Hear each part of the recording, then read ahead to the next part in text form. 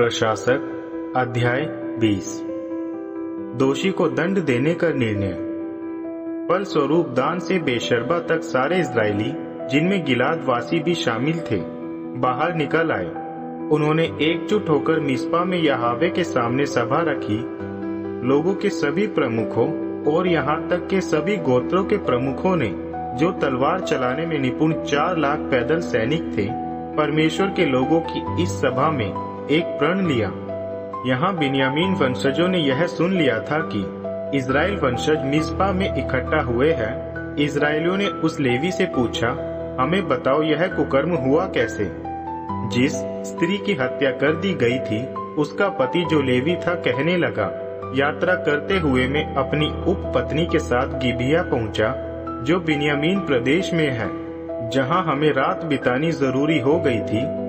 मगर गिबिया के पुरुष मेरे विरुद्ध चढ़ आए और उन्होंने रात में मेरे कारण उस घर को घेर लिया। वे तो मेरी हत्या करना चाह रहे थे, किंतु उन्होंने मेरी उपपत्नी के साथ बलात्कार किया। फलस्वरूप उसकी मृत्यु हो गई। मैंने अपनी उपपत्नी के शव को लिया, उसके टुकड़े किए और उसके इन टुकड़ों को इजराइल के सभी प्रदेशों में भेज दिया, क्योंकि उन्होंने इजराइल में यह कामुक शर्मनाक काम किया है। इजराइल के सभी वंशजों, इस विषय में अपनी राय और सलाह दीजिए। सारी प्रजा एकजुट हो गई। उन्होंने निश्चय किया, हम में से कोई भी ना तो अपने तंबू को और ना ही अपने घर को लौटेगा। गिबिया के संबंध में हमारा निर्णय है कि पासा फेंकने के द्वारा हम मालूम करेंगे कि गिबिया पर आक्रमण के लिए कौन जाएगा। हम इजराइल के हर एक गोत्र से 100 में से 10 व्यक्ति अपने साथ ले लेंगे, अर्थात 1000 में से 100, अर्थात 10,000 में से 1000, कि वे सेना के खाने पीने की व्यवस्था करें। जब वे सेना बिन्यामीन प्रदेश के गेबा में पहुंचे, वे उन्हें इजराइल देश में किए गए सभी शर्मनाक कामों के लिए दंड दें। इस प्रकार इजराइल के सारे योद्धाओं ने एकजुट होकर इस नगर को घेर लिया। तब इजराइल के गोत्रों ने सारे बिन्यामीन गोत्र के लिए अपने प्रतिनिधियों द्वारा यह संदेश भेजा, तुम्हारे बीच यह कैसा दुष्टता भरा काम किया गया है। गिबिया में रह रहे उन निकम्मे व्यक्तियों को हमें सौंप दो कि हम उन्हें मृत्यु दंड दें और इजराइल में हुई इस दुष्टता को मिटा डालें। मगर बिन्यामीन वंशजों ने अपने इजरायली भाइयों की एक ना सुनी। बिन्यामीन वंशज अपने अपने नगरों से आकर गिबिया में इकट्ठा हुए कि वे इजराइल वंशजों से युद्ध करें। उस दिन विभिन्न नगरों से बिन्यामीन के तलवार चलाने में निपुण जो योद्धा इकट्ठे हुए, उनकी गिनती 26,000 थी। इनके अलावा गिबिया नगर के ही 700 योद्धा इनमें शामिल हो गए। इनमें 700 शूर योद्धा ऐसे थे जो अपने बाएं हाथ के इस्तेमाल के प्रवीण थे। इनमें से हर एक व्यक्ति एक बाल तक पर भी अचूक निशाना साध सकता था। दूसरी ओर बिन्यामीन वंशजों के अलावा इजरायली सेना में 4 लाख कुशल शूर योद्धा थे। सारी इजरायली सेना बेथेल गई कि परमेश्वर की इच्छा जान सके। उन्होंने परमेश्वर से पूछा, बिन्यामीन वंशजों से युद्ध करने सबसे पहले हमारी ओर से कौन जाएगा? यहोवा ने उत्तर दिया, सबसे पहले यहूदा का जाना सही होगा। इसलिए इजराइल वंशजों ने बड़े तड़के जाकर गिबिया के विरुद्ध पड़ाव डाला। इजराइल वंशज बिन्यामीन के विरुद्ध युद्ध के लिए निकले। उन्होंने गिबिया के विरुद्ध युद्ध के लिए मोर्चा बांध दिया। बिन्यामीन के सैनिक गिबिया नगर से बाहर आए और इजराइल के 22,000 योद्धाओं को मार गिराया। किंतु इजराइल के सैनिकों ने अपना मनोबल बनाए रखते हुए दूसरे दिन भी उसी स्थान पर मोर्चा लिया जहां पहले दिन लिया था। इजराइल वंशज जाकर शाम तक यहोवा के सामने रोते रहे। उन्होंने यहोवा से पूछा, क्या हम अपने बंधु बिन्यामीन वंशजों पर दोबारा हमला करें? यहोवा ने उन्हें उत्तर दिया, जाकर उन पर हमला करो। दूसरे दिन इजराइल वंशजों ने बिन्यामीन वंशजों पर हमला कर दिया। गिबिया नगर से बिन्यामीन वंशजों ने बाहर जाकर इजरायली सेना के 18,000 सैनिकों को मार गिराया। ये सभी तलवार चलाने में कुशल थे। इसलिए इजराइल वंशज और सभी प्रजा के लोग बेथेल गए और वहां जाकर रोते रहे। वे सारे दिन शाम तक यहोवा के सामने भूखे रहे। वहां उन्होंने यहोवा को होम बलि और मेल बलि भेंट की। इजराइल वंशजों ने यहोवा से प्रश्न किया, उन दिनों परमेश्वर के वाचा का संदूक बेथेल में ही था। अहरोन का पोता एलियाजर का पुत्र फिनिहास संदूक के सामने सेवा के लिए चुना गया था।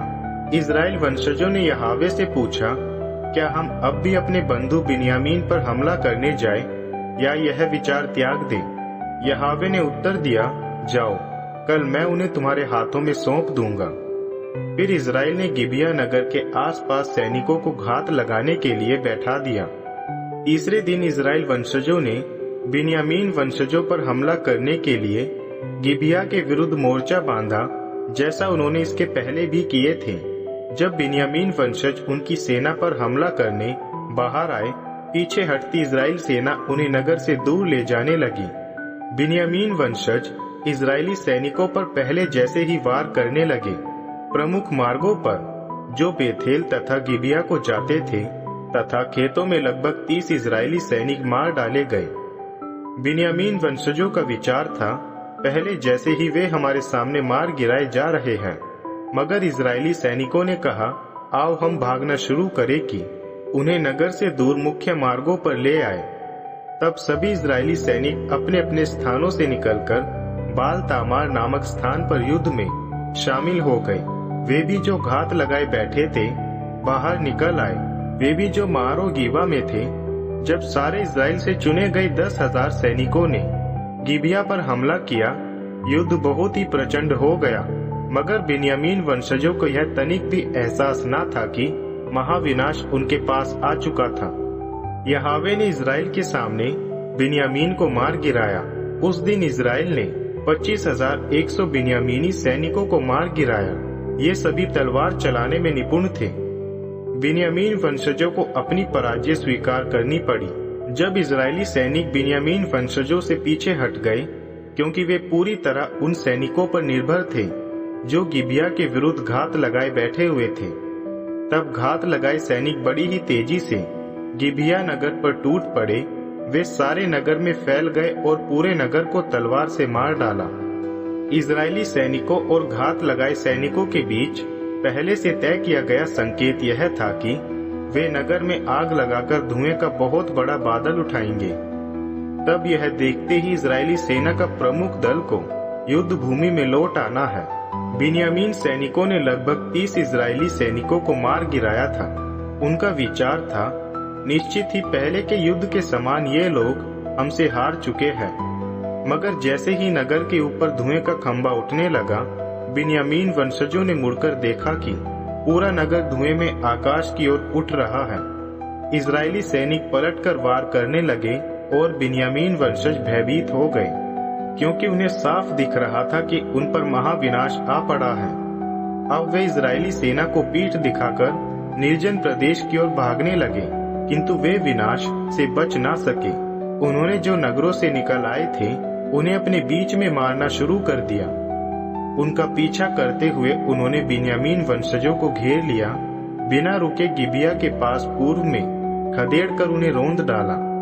इस युद्ध में बिन्यामीन के 18,000 सैनिक गिरे। ये सभी वीर योद्धा थे। बाकी पीठ दिखाकर निर्जन प्रदेश में रिम्मोन की चट्टान की ओर भागे। मगर इनमें से 5,000 मुख्य मार्गों पर पकड़ लिए गए और उन्हें गीदोम नामक स्थान पर पकड़कर उनमें से 2,000 का वध कर दिया गया। इसलिए उस दिन वध किए सैनिकों की सारी गिनती 25,000 हो गई। ये सभी कुशल 1,000 सैनिक थे, तलवार चलाने में निपुण। मगर 600 सैनिक मुड़कर निर्जन प्रदेश में रिम्मोन की चट्टान की दिशा में भागे। वे रिम्मोन की चट्टान के निकट 4 महीने तक रहते रहे। तब इजरायली सेना बिन्यामीन वंशजों के नगरों की ओर बढ़े और सभी को तलवार से वध कर दिया। सारे नगर नाश कर दिए गए। उन्होंने जो भी मिला, नगरवासी और पशुओं सभी का वध कर दिया। उन्हें जितने नगर मिलते गए वे उनमें आग लगाते चले गए।